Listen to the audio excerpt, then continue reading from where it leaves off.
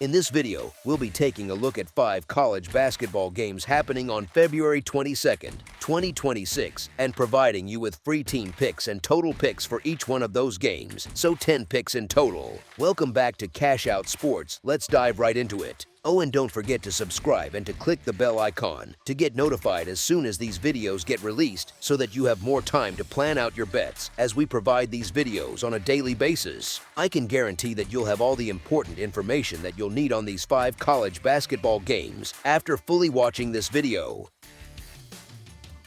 One more thing before we start, if you would like to gain access to our best exclusive sports picks to take your journey to the next level, then check out our Patreon in the link down below, where we offer our best single picks, parlay picks, and much more. Now let's get started. Memphis and UAB share the floor again at FedEx Forum in that early slot on ESPN2, and it has a bit of a neighborhood grudge feel to it rather than just another line on the schedule.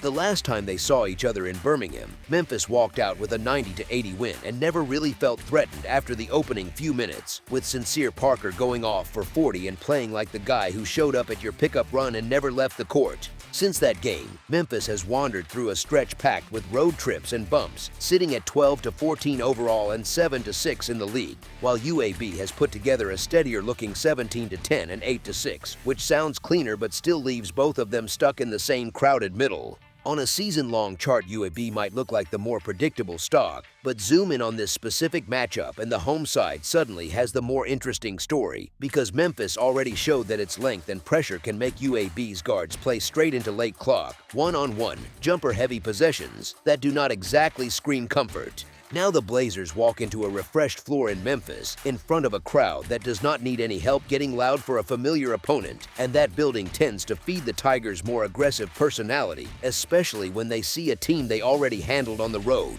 UAB's depth does not look quite as healthy as the roster sheet might hint, with Joao Chagas out for the year with that wrist issue and pieces like Kyron, Lindsey Martin, and Ahmed Robinson dealing with their own injury problems. There are simply fewer fresh legs to absorb all those Memphis drives, cuts, and kick-out threes over the course of 40 minutes. On the other side, Memphis still leans on Doug McDaniel and Parker on the perimeter, and when McDaniel is steering the tempo and getting them into early offense, this group stops looking like a team with a losing record and starts looking like the kind of outfit that nobody really wants to see as a low seed in a bracket. There is also that quiet confidence that comes from already marching into the same opponent's home floor and winning by double digits, and when you combine that with the matchup quirks and the health picture, it starts to feel like the situation is set up for the home crowd to leave happy again, just in a different city this time. As our first pick for this matchup, the Memphis Tigers to cover the spread as favorites is our full game side pick.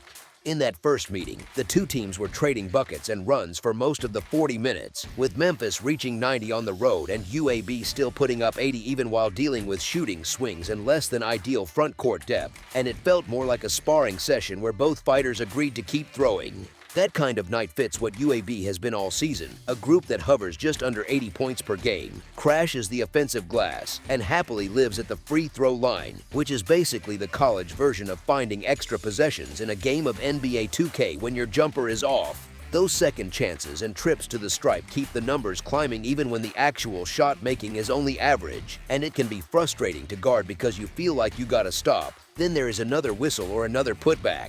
Memphis brings its own flavor to that rhythm, scoring in the mid-70s on average and giving up around the low 70s, the profile of a team that does not try to suffocate you with long, grinding possessions but instead trusts its talent in a more open, flowing game, the kind where an 82-78 final feels normal.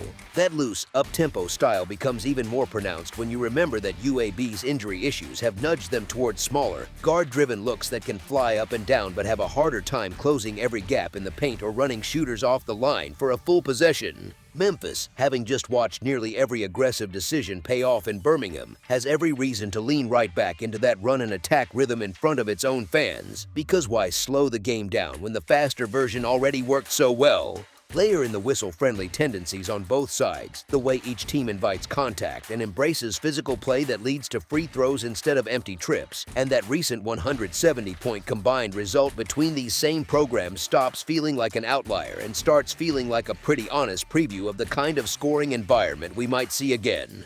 As our second pick for this matchup, over the projected total is our full game total pick. Iona versus Merrimack. This matchup lines up like one of those games where the favorite has quietly been doing everything right for months, and the market is finally treating them that way. Merrimack sits at 19-9 overall and 15-2 in league play, already holding at least a share of the regular season crown after that overtime win against Siena, which says a lot about how steady they have been from November through late February. That is not a team accidentally sitting on top of the conference. That is a group that has figured out exactly who it is and leans into that identity every single night. The setting makes it even louder. Hamel Court has basically turned into a no-fly zone for visiting teams, with Merrimack sitting at 10-0 at home and 9-1 against the spread in that building, and that is the kind of trend that is not just noise anymore. It is a pattern coaches talk about in film rooms. The way they do it is not glamorous. They hold opponents to about 66.9 points a night, living near the top of the national charts in scoring defense, and they get there with that funky matchup zone that feels like trying to run your half-court sets in a crowded subway car. Help defenders show up from weird angles, passing lanes vanish late in the clock, and you end up with a lot of, well, somebody has to shoot this possessions, which is exactly what they want. The first meeting told us a lot about how these styles interact. On the road in New Rochelle back in January, Merrimack dragged Iona into a 61-60 grinder and still walked out with the win, and that was in a gym that usually feeds the Gales rhythm. Now the roles flip, and that rock fight blueprint shifts into Merrimack's home environment, where they already know how to squeeze a game until it fits the pace they like. Iona, at 16-12 overall and 8-9 in league play, is not some pushover, but they are much more volatile. They are just 5-7 away from home, and their style is defined by streaky shot making and sudden scoring runs, the kind of blink and they just went on a 12-2 burst team that can be both terrifying and infuriating if you back them.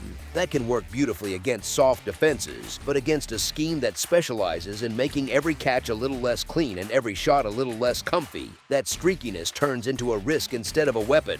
The schedule spot quietly favors Merrimack too. Both teams are coming off overtime games on February 20th, which is not nothing when you are dealing with college legs and short turnarounds. One side gets to stay home, stick with its routine, and lean on familiar rims. The other has to travel into an arena where home teams have yet to taste a loss this season. Anyone who has watched late-season college hoops knows that by this point in February, little things like sleep, travel, and comfort show up in fourth-quarter body language more than people admit. Trend-wise, Merrimack has rewarded believers all year. They sit at 19-9 against the spread overall and a ridiculous 11-1 straight up when tagged as the favorite, which fits perfectly with the eye test of a group that rarely plays down to its role. When you imagine how this one plays out, it looks like a fairly tight, low-possession game for a while, then that familiar script where the more composed, defensive-minded home team starts stacking stops, getting just enough clean looks, and turning a 1 or 2 possession lead into something a little more comfortable by the final horn. As our first pick for this matchup, the Merrimack Warriors to cover the spread as favorites is our full-game side pick. Scoring-wise, this matchup has a very different kind of appeal. On paper, if you just looked at season averages, you might expect something with more fireworks. Iona sits in the low 70s for points scored and allowed, and Merrimack is in the high 60s on both sides, so if you simply added those together, you would nod and think, that sounds like a game with plenty of points. But basketball is not a spreadsheet, and how those points appear matters more than the raw totals. Here is the thing, both of these teams have leaned to the under all season long. Each of them sits at 10-18 to the under, which means roughly 2 out of every 3 games has finished below the number, and that is not a small sample fluke anymore. Odds makers keep hanging totals as if these are free-flowing, high-possession groups. Reality keeps saying, actually, no, this is slower, choppier, and a little more stubborn than that. It is like when someone keeps calling a friend the life of the party, but every time you see them, they are the one leaving early and turning off the lights. Merrimack in particular keeps dragging games into its preferred lane. Their average combined score this season sits around 135.7 points, which already hints at a ceiling rather than a launch pad. They are comfortable in games that feel more like a chess match than a track meet, trading speed for control and letting their defense tell the story. You see it in their national profile, near the top 30 in points allowed and among the very best in limiting opponent three-point percentage, which is a fancy way of saying they are really good at making shooters second-guess themselves. The first meeting between these two is a perfect case study. The market expected a fairly lively game the first time around, yet what we got was that 61-60 rock fight, just 121 total points in a contest that felt like every bucket had to be earned twice. Iona wanted to run actions, hunt threes, and play with rhythm. Merrimack's zone pushed those threes a step deeper, forced extra passes, and turned the shot clock into an extra defender. When possessions stretch, you get fewer total trips, and when those trips involve contested jumpers late in the clock, you are not exactly building toward a shootout. The recent schedule twist tilts things further toward a quieter scoreboard. Both teams just logged overtime games on February 20th, which means extra minutes on tired legs and not a lot of recovery time. Fresh legs usually help offense first, while fatigue hits shooters before it hits defenders. That is why you often see late February games where open threes start coming up short and drives finish with kickouts instead of and ones. Add in that both teams' home and road splits have tended to lean toward the under as well, and a pattern starts to form rather than a one-off trend.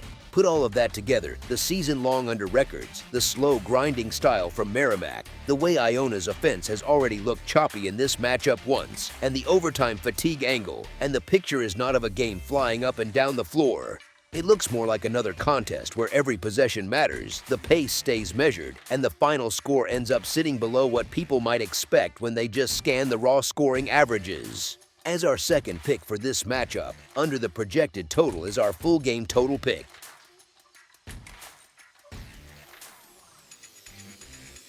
Ohio State versus Michigan State. Ohio State heading into East Lansing on a February afternoon always feels like more than just another conference game. The crowd leans in a little closer, the noise lives in the building, and both teams know this kind of matchup can shape how the rest of the season feels. Michigan State comes in with the profile of a group that has handled business almost every week, piling up wins at a steady clip, while Ohio State has put together a solid but slightly bumpier journey with some impressive highs and a few head-scratching moments mixed in. The contrast in how these two groups operate is where things start to tilt. Ohio State leans into its skill, likes to move the ball, and can put points on the board in a hurry when rhythm shows up early. The issue is that their defense has not always traveled with the same enthusiasm, and that gap between what they do with the ball and what they give up without it tends to grow louder in tough road gyms. Michigan State, on the other hand, has spent the year building a reputation as a team that not only scores efficiently but also squeezes the life out of possessions on the other end. The defensive numbers sit near the very top of the national charts, and opponents are sitting in that uncomfortable range where their shooting percentages drop, their spacing looks cramped, and every cut feels like work instead of fun. Rebounding tells a similar story. Michigan State crashes the glass with purpose, pulling down a healthy share of misses and turning those into second chances or clean outlets to start offense. Ohio State can battle, no doubt, but the raw gaps on the boards tilt toward the Spartans, and in a game where every extra possession matters, that becomes a quiet but steady edge. When one team is more likely to finish defensive stands with a rebound and then build multi-possession runs, it often leads to that familiar script where things feel close for a while. Then suddenly the scoreboard has a little breathing room on one side. Tempo plays right into this dynamic. Neither team is racing up and down like a video game, and both sit slightly under the national average in pace. That slower, more deliberate style feels tailor-made for the group that guards more consistently, stays in front, and forces opponents into late clock decisions. In those moments, the margin for error shrinks, and the side with the stronger defensive backbone and more reliable half-court execution usually pulls away.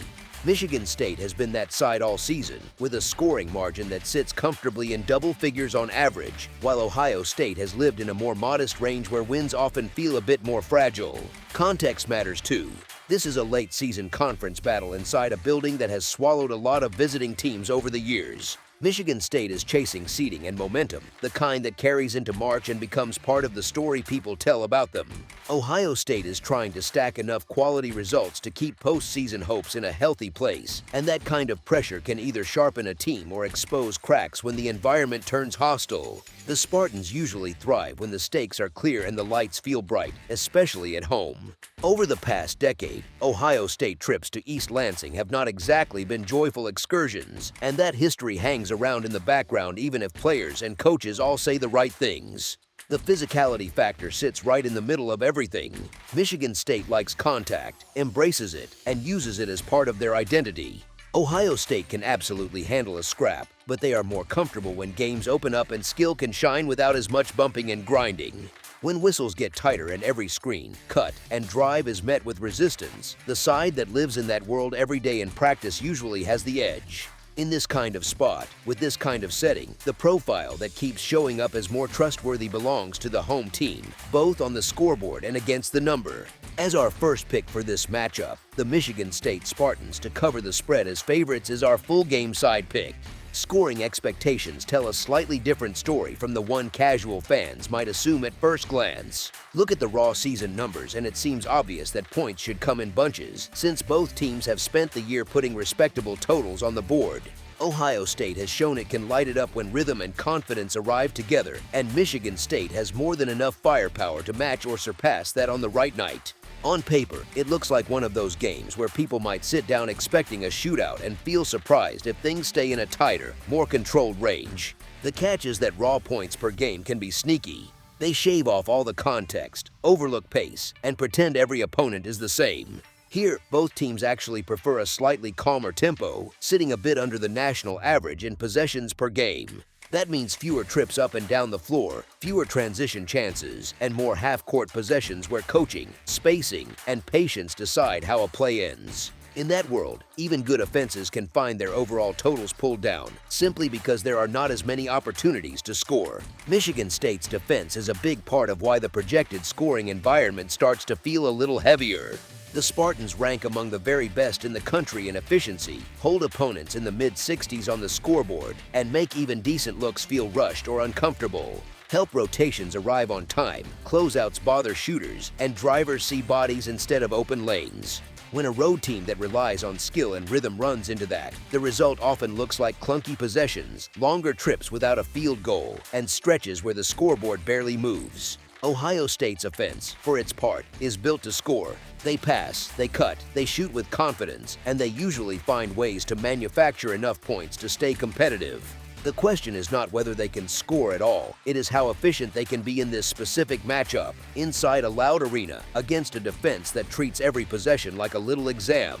Even a small dip in shooting percentage or an extra turnover here and there can drag their final total down by several points, which really matters when you are thinking about the combined score. Late game dynamics also lean toward a more controlled total. If one side builds a comfortable cushion in the second half, you often see the leader use more of the shot clock, stay patient, and prioritize clean looks over quick ones. That kind of approach slows the game down even more. Once the outcome feels safe, coaches may go to the bench, rotations loosen up, and the final couple of minutes can drift by without the frantic fouling or wild three-point flurries that usually push games higher. On the other hand, if the score stays tight, it is usually because both defenses are doing enough to keep things from turning into a free-flowing track meet, and that also nudges the total away from a fireworks show.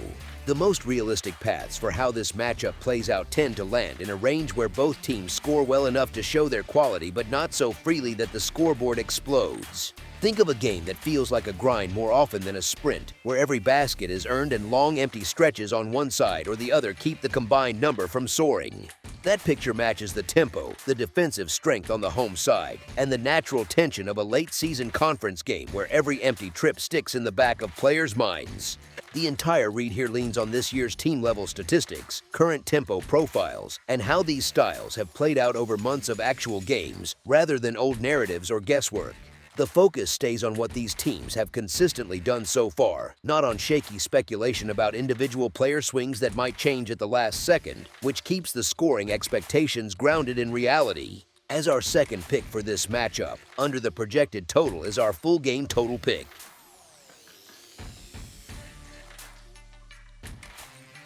Robert Morris versus Wright State. Senior day at the Nutter Center comes with its own kind of pressure, and Wright State feels like the program expected to smile for the camera while Robert Morris lurks as the guest that would happily pull the fire alarm on the way out. Both teams sit at 18-10 on the season, Wright State sitting up near the top of the Horizon standings and Robert Morris right on their heels, which already gives this matchup a little extra edge. The twist is that Robert Morris already walked out with a win in the earlier meeting, a game where they proved they were not intimidated by the name on the front of the jersey or the building they were in.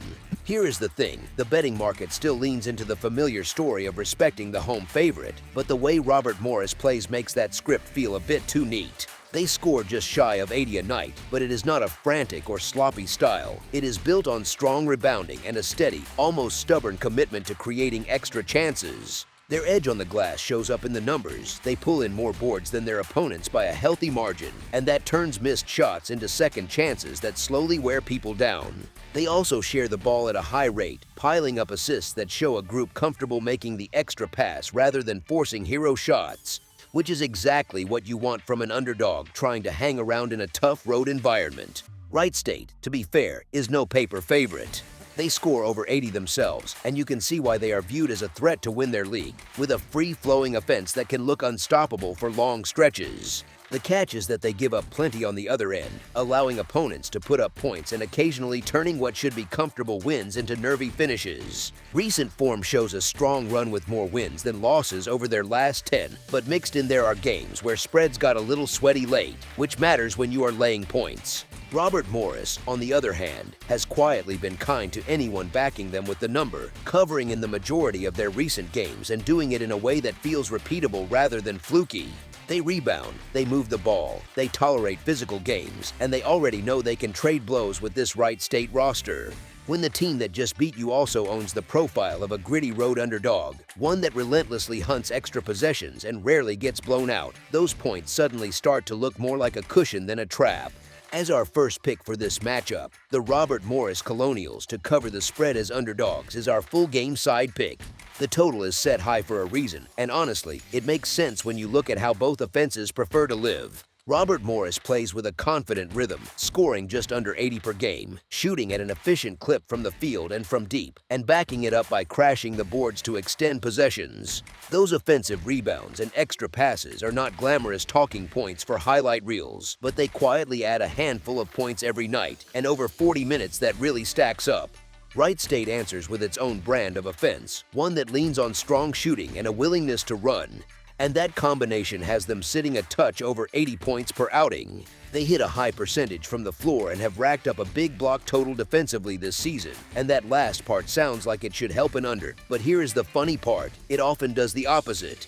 Block shots and disrupted drives can turn into fast breaks, and fast breaks turn into quick points, either at the rim or at the line. So instead of long, slow half-court battles, you get bursts of chaos, and totals thrive in chaos. Neither defense has the feel of a unit that wants to squeeze the life out of the game. Both are comfortable letting the score climb into the low or mid-70s for their opponents, and recent results have shown plenty of games in the 80s and even into the 90s. Robert Morris has already shown it can push scores into the 90s on the right night, and Wright State has no problem joining them in that neighborhood when their shots are falling. Yes, there is a small bit of history here where past meetings have leaned a little lower than some might expect, and that can spook people into thinking this will be another grind. But this season, with both offenses humming and both teams leaning into pace and rhythm, that old script feels a bit outdated. Senior Day usually adds energy, not caution, because nobody wants a slow, sleepy send-off in front of friends and family. Close games, or even games that feel close late, tend to drag into extended free throw sequences, and that is candy for anyone who backed points. Two teams that can shoot, that are comfortable running, and that have already shown they can play into high combined scores, create a setting where expecting a low total almost feels more risky than trusting the fireworks. As our second pick for this matchup, over the projected total is our full game total pick.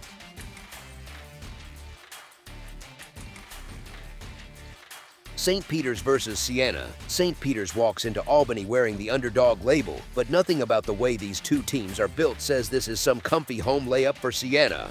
On paper, you get the classic setup, a team on its home floor with an impressive record staring down a feisty visitor that the market still treats like a supporting character. St. Peter's sits at 15-10 overall with a strong league mark, while Siena comes in at 18-10 and 11-6 in the conference, chasing seeding and buzz for March. That sounds like a Saint spot until you look at who actually imposes their personality on a game like this. Here is the thing, St. Peter's identity travels. They are built around defense, pressure, and a kind of stubborn physicality that does not really care where the game is played. They clog passing lanes, they get hands on the ball, and they force mistakes, leading the Metro Atlantic Athletic Conference in opponent turnovers at more than 14 a night. That style shows up whether they are in Jersey City, Atlantic City, or your local rec gym. It is not always pretty, but it is incredibly repeatable. Siena, by contrast, wants this game to feel smooth. They lean on shot-making from guys like Gavin Doty, Justice Schultz, Francis Folfack, and Antonio Chandler, and when the ball is popping, it looks great. The issue, and it has been a real one, is that the Saints are still stuck around 30.2% from three, near the bottom of the Metro Atlantic Athletic Conference, so every cold stretch feels a little longer than it should. You can almost feel it in the building when a couple of open looks rim out and that early energy tightens into please just go in energy. Layer on the health piece, and the matchup tilts in a sneaky way. Tasman Goodrick, who gave them real presence inside early in the season, is out for the year with a knee injury, which forces Siena to lean even harder on Chandler and Folfack to handle the dirty work in the paint. That is not just about rebounds, it is about how many bodies you trust to absorb contact against a team that happily turns every drive, post-touch, and cut into a wrestling match. Meanwhile, the St. Peter's side walks in with a clean injury report and a rotation that knows its roles. From Brent Bland and Bryce Eaton handling the ball and pressure, to Jockey Gupton, Zakir Williamson, and Lucas Scroggins crashing and contesting everything around the rim. The first meeting between these teams this season already gave us a pretty clear window into how this matchup feels for 40 minutes. St. Peter's won that 170-65, and it was exactly the kind of grinder you would expect, with the Peacocks turning stops into just enough offense while Siena spent long stretches searching for clean looks. When you see a team already handle that opponent once, then you see the rematch lined up with the same basic ingredients, same defensive edge, same questions about the other side's shooting and depth. It becomes harder to buy the idea that the home favorite suddenly solves all of those problems just because the crowd is louder. St. Peter's style has another little advantage here that does not show up in a box score. They are comfortable when things get ugly. They can live with a 4-minute stretch where nobody scores because they trust that their defense and their discipline will eventually squeeze out an extra possession or two. Siena, on the other hand, has spent the last week being reminded in print that they are 0-4 against the league's top 3 teams, and that this is the kind of stage where the pressure to finally get one can creep into shot selection and late-game decisions. That is the emotional side of the matchup that often decides which underdog actually sticks around long enough to cover. Put all that together, and you are looking at an underdog with a proven matchup edge, a healthier front line, and a game script that fits their preferred tempo and mentality much more than the favorites. As our first pick for this matchup, the St. Peter's Peacocks to cover the spread as underdogs is our full game side pick. Siena at home, a good crowd on a Sunday afternoon, a team that has put up plenty of nights in the 70s, and a visiting group from St. Peter's that has quietly bumped its own scoring into the low 70s on the season. On the surface, that sounds like the recipe for a fun, up-and-down game. The rhythm underneath tells a different story. St. Peter's games tend to be about control. Their defense sits in the high end of the national rankings by points allowed in the high 60s per game, and they are more than happy to squeeze possessions, walk the ball up, and make every trip down feel like a little exam in patience and toughness. That kind of tempo has a funny effect. It drags even faster teams into a slower dance because every miss becomes a small crisis when you know you are not getting 90 possessions to figure it out. Siena's side adds another break on the scoring. The Saints do have capable scorers, but the season-long story has been that three-point line. Sitting at just over 30% from deep, they have to work harder for points than their talent suggests, and they have had entire games swing on missed open threes, including that overtime heartbreaker at Merrimack 2 nights ago where another rough shooting line from outside kept a winnable game within reach but never quite in hand. When a team that wants some rhythm is living with that kind of variance from beyond the arc, the ceiling on the scoreboard usually feels higher than the actual final number. We already saw what happens when these two specific styles share the floor. The earlier meeting finished with just 135 combined points despite a physical game that produced plenty of whistles and free throws, especially for St. Peter's. Even with those trips to the line, the pace and the shot profile kept the total in check, and nothing about the rematch suggests that either coach suddenly abandons who they are. If anything, with Metro Atlantic Athletic Conference tournament seeding on the line and Siena coming off an overtime battle on Friday, the incentive tilts even more toward deliberate, half-court basketball. Late-season games like this often tighten up rather than open up. Coaches trust their defensive schemes, rotations shrink a little, and every empty possession feels heavier, which usually means fewer risky passes, fewer early clock threes, and more plays run deep into the shot clock. St. Peter's will happily live in that world. Siena, even if they would love a little more flow, knows they have to respect the Peacocks' defense and avoid the kind of live ball mistakes that spark quick runs the other way. All of that points toward a game that feels tense, physical, and, more often than not, a bit lower on clean scoring runs than you might assume when you first glance at these records. As our second pick for this matchup, under the projected total is our full game total pick. That's all for now, so if you have any other games you would like reviewed, then leave a comment down below with the game you would like analyzed, subscribe to our channel, leave a like on this video, and we'll get to it as soon as we possibly can. We would also love to hear your opinion on the picks presented to you in this video, whether you agree or disagree with them, so leave a comment down below and do let us know.